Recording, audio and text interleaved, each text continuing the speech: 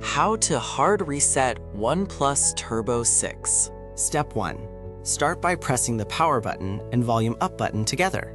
Step 2. Swipe down to turn off your device. Step 3. Once it's turned off, hold the power button and volume down button. And when you see the OnePlus logo, let go the power button, but keep holding the volume down button. Further guide is available in the description below. Since the remaining steps are technical and complex, we have detailed them in an external blog post. Make sure the device has at least 50% battery or remains connected to power during the hard reset. After the hard reset finishes, disconnect any cables and let the phone sit for 30 to 60 seconds before use. Open the link in the description to continue and finish the hard reset process.